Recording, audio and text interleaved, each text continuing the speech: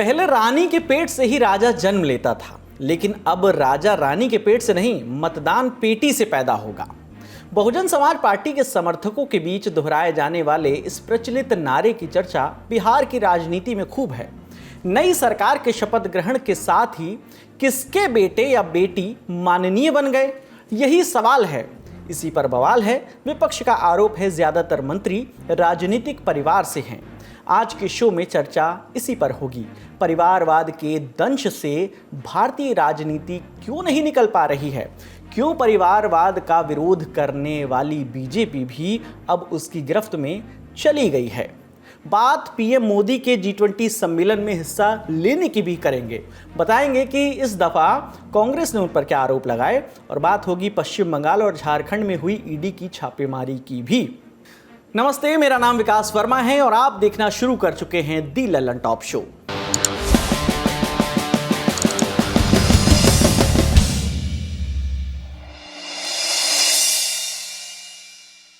बिहार में शपथ ग्रहण के बाद अब बहस परिवारवाद को लेकर छिड़ गई है। पार्टी कोई भी हो, गठबंधन कोई भी हो, कोई भी इससे अछूता नहीं है। कई दशकों से चली आ रही बहस एक बार फिर शुरू हुई आरजेडी के ट्वीट से। पार्टी ने नीतीश कैबिनेट की शपथ ग्रहण के बाद एक्स पर 10 मंत्रियों के नाम लिखे। दावा किया गया कि नई नवेली नीतीश सरकार के 26 में से 10 मंत्री परिवार से आए हैं। ये नाम कौन हैं, उनकी चर्चा कर लेते हैं। पहला नाम संतोष सुमन मांझी का है। बिहार विधान परिषद के सदस्य हैं, पूर्व मुख्यमंत्री और वर्तमान में केंद्रीय मंत्री जीतन राम मांझी के बेटे हैं।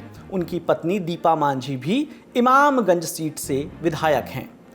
दूसरा नाम सम्राट चौधरी का है। उन्हें फिर से डिप्टी सीएम का पद मिला है। वो पूर्व मंत्री शकुनी चौधरी के बेटे हैं। तीसरा नाम है दीपक प्रकाश का। राज्यसभा सांसद उपेंद्र कुशवाहा और विधायक स्नेहलता के बेटे हैं। दीपक ना तो अभी एमएलसी हैं और ना ही विधायक। चौथा नाम है जमुई से विधायक शेरसी सिंह का। वो पूर्व केंद्रीय मंत्री दिग्विजय सिंह और पूर्व सांसद पुतुल कुमारी की बेटी हैं। पांचवा नाम है औराई से विधायक रमा निषाद का। वो पूर्व केंद्रीय मंत्री कैप्टन जय नारायण निषाद की बहू और पूर्व सांसद अजय निषाद की पत्नी हैं। छठा नाम है सराय रंजन से विधायक विजय चौधरी का। वो पूर्व विधायक जगदीश प्रसाद चौधरी के बेटे हैं। सातवें हैं बरभीगा से विधायक अशोक चौधरी। वो पूर्व मंत्री महावीर चौधरी के बेटे हैं और सांसद शांभवी चौधरी के पिता हैं। आठवां नाम है बांकीपुर से विधायक नितिन नवीन का। वो पूर्व विधायक नवीन किशोर सिन्हा के बेटे हैं। अगला नाम है गोपालगंज की भोरे सीट से विधायक सुनील कुमार का। वो पूर्व मंत्री चंद्रिका राम के बेटे और पूर्व विधायक अनिल कुमार के भाई हैं। इस लिस्ट में आखिरी नाम है धमदाहा से विधायक लेशी सिंह का, जो समता पार्टी के पूर्व जिला अध्यक्ष भूटन सिंह की पत्नी हैं।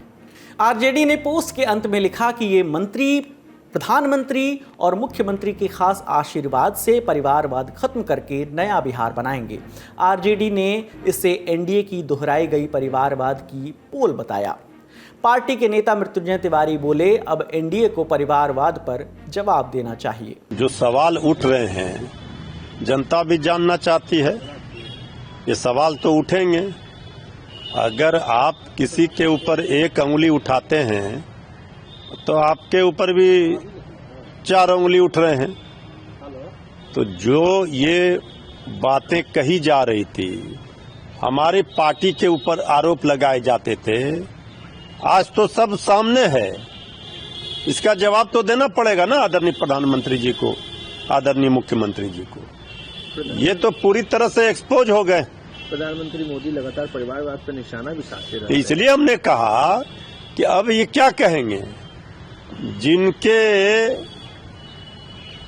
वो सूप में ही हजारों छेद हो, वो चलने पर क्या सवाल खड़े करें। प्रतिक्रिया एनडीए की ओर से भी आई। बीजेपी के प्रवक्ता शहनवाज हुसैन ने आरोपों को सिरे से नकार दिया। बोले, ये कहना कि 10 मंत्री जो हैं वो परिवार के ही पूरी तरह से गलत है। बहुत से मंत्री हैं जो पहले से मंत्री थे। आरजेडी का परिवारवाद पर यह बयान बिल्कुल हास्यास्पद और आत्मप्रचारित है। पहले यह बताना चाहिए कि 2015 में जब 25-26 साल की उम्र में उनके बेटे लालू यादव जी के बेटे तेजस्वी यादव जी लालू की अनुकंपा पर चुनाव जीते, तो किस योग्यता के आधार पर उन्हें डिप्टी सीएम बना दिया गया था, इनको पहले ये बताना चाहिए था। दरअसल परिवारवाद आपके यहाँ चलता है लालू जी, तेजस्वी यादव जी, हमारे यहाँ नहीं। हमारे यहाँ जो भी आए हैं अपनी योग्यता के आधार पर, अपनी पार्टी के प्रति निष्ठा के आधार पर। मोदी जी और नीतीश जी मेरिट को प्रधानता देते हैं और पार्टी के प्रति समर्पण को प्रधानता देते हैं। आपकी तरह नहीं है कि एक ही परिवार का आदमी हो तो सब कुछ वही बनेगा, नेता प्रतिपक्ष वही बनेगा, मुख्यमंत्री का चेहरा वही बनेगा, विधान परिषद में नेता प्रतिपक्ष का चेहरा वही बनेगा, राष्ट्रीय अध्यक्ष वही बनेगा। यहाँ ऐसा नहीं होता।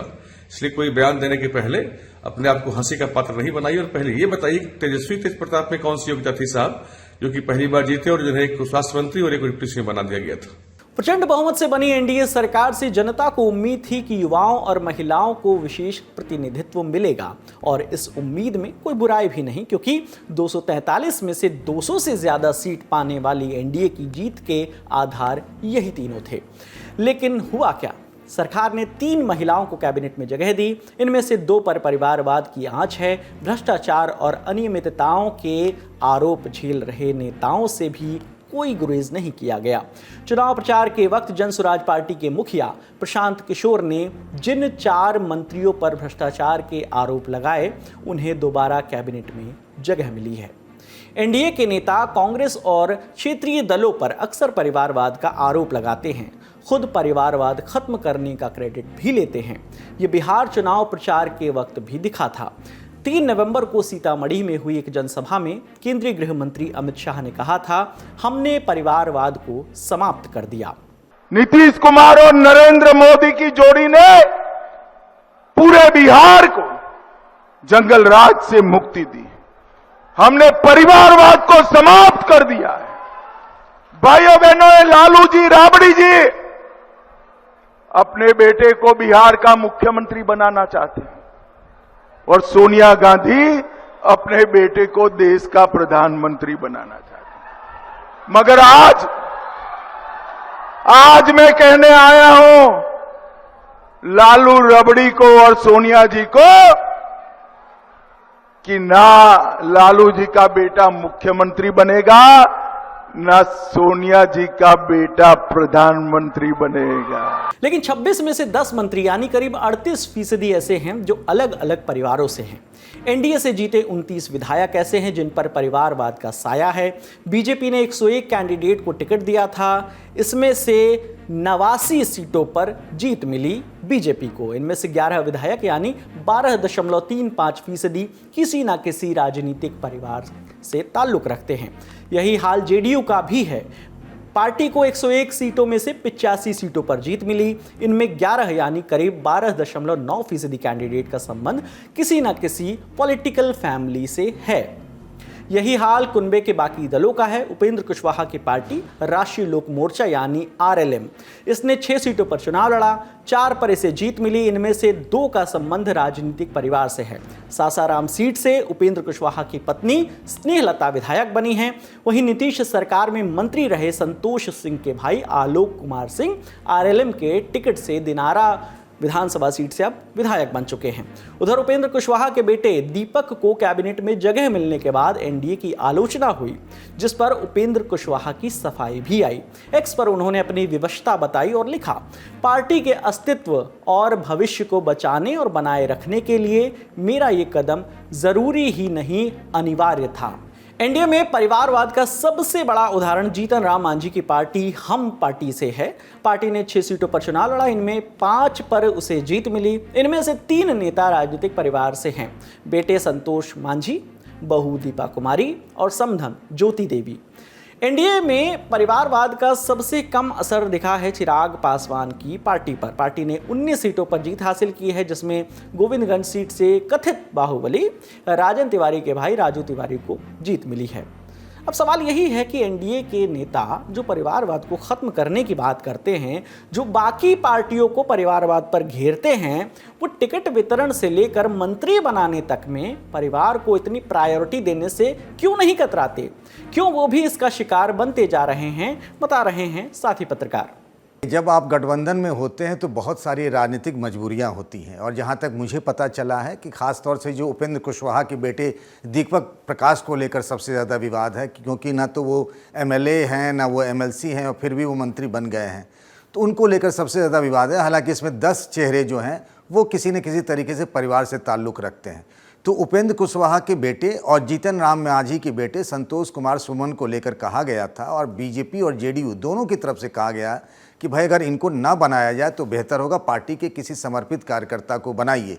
लेकिन ऐसा हुआ नहीं, क्योंकि उपेंद्र कुशवाहा ने ये कहा कि मेरी मजबूरी है, क्योंकि अगर कोई दूसरा आएगा तो फिर किसी दिन दूसरी पार्टी में चला जाएगा। ऐसा होता रहा है और उन्होंने खुद इस बात की सफाई भी दी है। हालांकि आदर्श स्थिति यही होती कि जो प्रधानमंत्री नरेंद्र मोदी से लेकर बीजेपी के सभी बड़े नेता कहते रहे हैं दूसरी पार्टियों पर, चाहे वो समाजवादी पार्टी हो, आरजेडी हो, कांग्रेस पर भी गांधी नेहरू परिवार को लेकर इतने अटैक करते हैं, लेकिन अब वही परिवार में फंसते हुए नजर आ रही है और इससे एक विपक्ष को एक बड़ा मौका मिल गया। मुझे किस्सा याद आता है, प्रधानमंत्री नरेंद्र मोदी ने एक बार एक बात कही थी परिवारवाद को लेकर के, तो तब अनुप्रिया पटेल से, जो कि यूपी में एनडीए के घटक दल हैं और अभी मोदी सरकार में मंत्री, उनसे मैंने सवाल पूछा था। वो, उनके पिता सोनेलाल पटेल हैं, वो खुद मोदी सरकार में मंत्री, उनके पति आशीष पटेल यूपी सरकार में मंत्री हैं। तो उन्होंने कहा कि हमारे साथ कोई विकल्प नहीं है, क्योंकि अगर किसी और को हम बना देते हैं तो उस पर भरोसा नहीं रहता कि वो कल को क्या करेगा।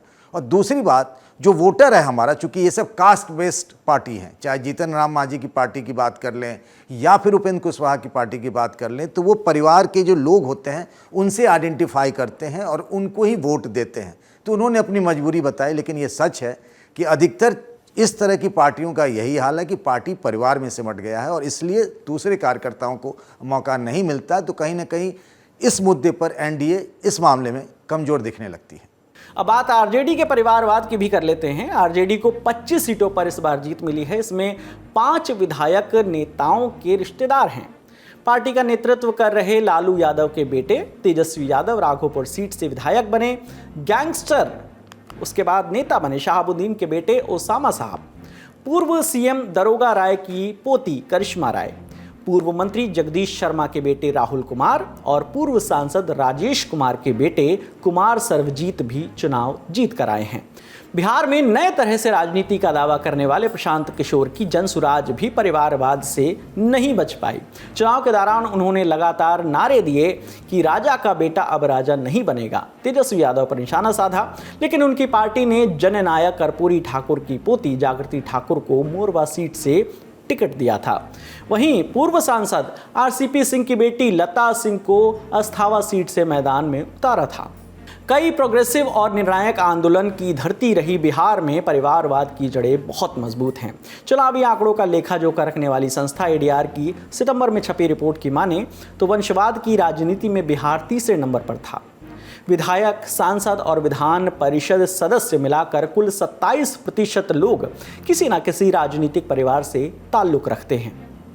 परिवारवाद के मसले पर पिछली विधानसभा को केंद्र में रखते हुए चुनाव से पहले छपी इंडियन एक्सप्रेस की एक रिपोर्ट में इसका एक एनालिसिस दिया गया था। इस रिपोर्ट के मुताबिक बिहार विधानसभा के 243 सदस्यों में से 70 विधायक यानी 28.81% राजनीतिक परिवार से आते हैं। इनमें आरजेडी का नाम सबसे आगे था। उसके 71 विधायकों में से 30 राजनीतिक परिवारों से आते थे। जेडीयू के 44 में से 16, भाजपा के 80 में से 17 विधायकों का संबंध राजनीतिक परिवारों से था। रिपोर्ट बताती है कि बिहार के 23 मुख्यमंत्रियों में से कम 7 के परिवारजन विधानसभा में थे। परिवारवाद का असर देश की राजनीति पर भी है। इंडियन एक्सप्रेस में छपी रिपोर्ट में सीनियर जर्नलिस्ट श्यामलाल यादव ने इसकी पड़ताल की थी। इस रिपोर्ट के मुताबिक देश के कुल 5294 विधायक सांसदों में 1174 यानी 22% लोग राजनीतिक परिवारों से हैं। इनमें 149 परिवार ऐसे हैं जिनके 337 सदस्य विधानसभाओं में हैं। जितने 5 छोटे राज्यों की विधानसभाएं मिलाकर होती हैं, इनमें 6 केंद्रीय कैबिनेट मंत्री, 5 राज्य मंत्री, 9 मुख्यमंत्री, 7 उप मुख्यमंत्री, 35 राज्य मंत्री और 2 विधानसभा अध्यक्ष शामिल हैं। सांसद, विधायक, एमएलसी की संख्या मिलाकर अगर परिवारवाद की कसौटी पर इसे तौला जाए तो पार्टी के हिसाब से कांग्रेस में सबसे ज्यादा 33.25%, बीजेपी में 18.62%, क्षेत्रीय दलों में समाजवादी पार्टी 34.18% के साथ सबसे आगे है। आंकड़े गवाह हैं कि बड़ी पार्टी हो या रीजनल पार्टी, ज़्यादातर पार्टियां परिवारवाद का दंश झेल रही हैं। ये परंपरा कांग्रेस से शुरू होकर अब लगभग सभी पार्टियों में आ गई है। कहा जाता है कि नेता अपने कुनबे को बचाने, परिवार को आगे बढ़ाने के लिए ऐसा करते हैं, लेकिन इससे कई योग्य कैंडिडेट वंचित रह जाते हैं। सभी वर्गों का प्रतिनिधित्व नहीं हो पाता। दूसरों पर परिवारवाद का आरोप लगाने वाली बीजेपी की अगली पीढ़ी के नेता भी इसमें शामिल होते जा रहे हैं। इसकी मजबूरी क्या है? क्यों पार्टियां परिवारवाद से बच नहीं पा रही? जाना है हमने एक्सपर्ट से। ये सही है कि अब राजनीति सब कुछ कंट्रोल कर रही है देश में, तो विधायक और सांसदों के पास बहुत सारी अथॉरिटी होती है, पब्लिक रिप्रेजेंटेटिव के पास। तो सारी पार्टियां जब उनको अवसर मिलता है तो उनको लगता है कि अपने घर के लोगों को ही क्यों ना आगे बढ़ाया जाए। कल आपने उपेंद्र कुशवाहा जी का लॉजिक आपने सुना होगा, वो बोल रहे थे कि लोग आते हैं हमारे यहाँ विधायक और भाग जाते हैं, तो हमने सोचा घर के ही आदमी को बनाएं। तो वही तर्क लालू यादव जी और मुलायम सिंह यादव जी क्यों नहीं दे सकते? वही तर्क जो है वो करुणानिधि जी का परिवार वहां क्यों नहीं दे सकता, और शरद पवार जी का परिवार क्यों नहीं दे सकता? और दूर क्यों जाते हैं आप? वही लॉजिक फिर नेहरू जी का खानदान क्यों नहीं दे सकता है? तो ये एक आप सही कह रहे हैं कि ये एक सिस्टम बन गया है, जहां मैं तो अभी इतना जल्दी तो नहीं, लेकिन मुझे लगता है कि आने वाले कुछ वर्षों में नई पीढ़ियों के बच्चे जनरल नॉलेज में सवाल शायद पूछा जाएगा कि आपके प्रदेश में पहली पीढ़ी के कौन से विधायक हैं जो मंत्री बने। तो ये जो है एक परंपरा जैसी बनती जा रही है और सभी पार्टियों में है, कोई इससे दूर नहीं हो सकती हो पा रही है, क्योंकि विनेबिलिटी सबसे बड़ा फैक्टर होता है। और जब परिवार को किसी एक को आगे बढ़ाने की बात आती है तो अपने परिवार को आदमी कोशिश करता है कि सेट हो जाए। और एक चीज ये देख लीजिए कि कोई भी कहता है अगर कि हमारा बच्चा, हमारा भाई, हमारी पत्नी, वो तो पहले से पॉलिटिक्स में काम कर रहे हैं, तो ये बड़ा वैसा एस्केप है। मैं आपको बता रहा हूं, जो भी किसी परिवार के व्यक्ति को टिकट दिया जाता है, आगे बढ़ाया जाता है, तो उस पार्टी के किसी न किसी कार्यकर्ता की कीमत पर बढ़ाया जाता है, जो वहां दरी बिछाने का काम कर रहा है, जो वहां जो है पार्टी के लिए सभी तरह का काम कर रहा है, लेकिन टिकट की बारी आई तो फिर नेता के परिवार को जा रहा है। तो मुझे लगता है ये कोई अब क्या है, संविधान में तो मना हो नहीं सकता है ना कि आप किसी के बच्चे को टिकट ना दें, इसलिए सब एंजॉय कर रहे हैं। तो लेकिन कुछ नैतिक बल मुझे लगता है नेताओं को खुद दिखाना चाहिए कि एक पीढ़ी ने अच्छे से राज कर लिया देश में, प्रदेश में, अपने एरिया में, तो उसको खुद ही कह देना चाहिए कि हमारे परिवार का कोई पॉलिटिक्स में नहीं आएगा। देश में कोई भी डॉक्टर, इंजीनियर, आईएएस, आईपीएस, नेता और अभिनेता बन सकता है, लेकिन राजनीति में नेपोटिज्म है और कई प्रकार से इसे डील किया जाता है। नतीजा, सबके लिए बराबर मौके नहीं हैं। चुनाव तो कोई भी लड़ सकता है, लेकिन टिकट सबको नहीं मिलता है। धन बल और बाहुबल की तो बात बाद में आती है। बड़ी खबर में इतना ही। अब चलते हैं सुर्खियों पर। प्रधानमंत्री नरेंद्र मोदी दक्षिण अफ्रीका में हो रही G20 समिट के लिए जोहानिसबर्ग पहुंच गए हैं। वहां उनके स्वागत में पोस्टर भी लगे नजर आए, लेकिन कांग्रेस ने प्रधानमंत्री मोदी को घेर लिया है। कांग्रेस के महासचिव और कम्युनिकेशन इंचार्ज जयराम रमेश ने कहा, क्योंकि अमेरिकी राष्ट्रपति ट्रंप वहां नहीं आ रहे, इसलिए पीएम मोदी वहां चले गए। जयराम रमेश ने याद दिलाया कि कुछ दिन पहले मलेशिया की राजधानी कुआलालंपुरम में जब आसियान समिट हुई तो प्रधानमंत्री मोदी वहां नहीं गए, क्योंकि उनको ट्रंप का सामना करना पड़ता। कांग्रेस ने पूछा है कि जब एक साल बाद G20 समिट अमेरिका में होगी, तब माई गुड फ्रेंड से गले मिलने वाली हगमोलेसी होगी या नहीं। दरअसल अमेरिका ने जोहानिसबर्ग में हो रही G20 समिट को बायकॉट किया है। अमेरिकी विदेश मंत्री मार्को रूबियो ने बायकॉट का ऐलान करते हुए कहा कि मेजबान सरकार के अमेरिका विरोधी एजेंडे के चलते अमेरिका ये कदम उठा रहा है। कांग्रेस ने याद दिलाया कि मार्को रूबियो ही थे वो व्यक्ति जिन्होंने सबसे पहले ऑपरेशन सिंदूर को अचानक रोके जाने का ऐलान किया था। जयराम रमेश ने यह भी कहा कि हो सकता है कि अगली G20 समिट तक भारत अमेरिका के बीच ट्रेड डील हो जाए, लेकिन तब तक 61 बार भारत और पाकिस्तान के बीच संघर्ष विराम का दावा करने वाले ट्रंप ना जाने कितनी और बार इसका श्रेय ले चुके होंगे। अब चलते हैं दूसरी सुर्खी पर। सेंट्रल एजेंसी ईडी ने पश्चिम बंगाल और झारखंड में कथित कोयला माफियाओं के करीब 40 ठिकानों पर छापे मारे हैं। कहा जा रहा है कि छापे अवैध कोयला खनन से जुड़े रैकेट के खिलाफ कार्रवाई हुई है। छापे में बड़ी संख्या में 500 के नोटों की गड्डियां बरामद हुई है, सोना बरामद किया गया है। इसके साथ ही धनबाद में कोयले के कारोबारी एलबी सिंह के घर समेत 16 ठिकानों पर रेड की गई है। सूत्रों के मुताबिक एलबी सिंह ने अपने घर में रेड रोकने के लिए अफसरों के सामने अपने पालतू कुत्तों को छोड़ दिया था। वहीं बंगाल में दुर्गापुर, पुरुलिया, हावड़ा और कोलकाता जिलों में 24 ठिकानों पर छापे मारे गए। अधिकारियों के माने तो ये छापे नरेंद्र खरका, अनिल गोयल, युधिष्ठिर घोष, कृष्ण मुरारी कयाल से जुड़ी प्रॉपर्टी पर मारे गए हैं। 2 राज्यों में डाली गई ये रेड 21 नवंबर को सुबह 6 बजे शुरू हुई। कोल माफिया सिंडिकेट के खिलाफ मारे गए छापों में ईडी के 100 अधिकारी और कर्मचारी शामिल थे। आज का ललन टॉप शो यहीं तक। आप अपना और अपनों का ख्याल रखिए। शुक्रिया। स्क्रीन पर तमाम मुलाकातें हो चुकी हैं, लेकिन अब मौका है आमने सामने की मुलाकात का। ललन टॉप अड्डे का मंच सज रहा है दिल्ली के मेजर ध्यानचंद स्टेडियम में। हम तो होंगे ही, साथ में साहित्य, सिनेमा और कंटेंट क्रिएशन के दिग्गज भी होंगे, जिनसे आमने सामने सवाल हो सकेंगे। 3 डेट्स लॉक करनी है, 21, 22 और 23 नवंबर। एक छोटा सा टिकट है 999 रुपए का, लेकिन आप ललन टॉप के फैन हैं, जिसलिए एक प्रोमो कोड है LT 200 का, जिससे 200 का डिस्काउंट मिलेगा। तो अब सोचना नहीं है, टिकट बुक करिए और मिलने आ जाइए। आप सबका इंतजार रहेगा।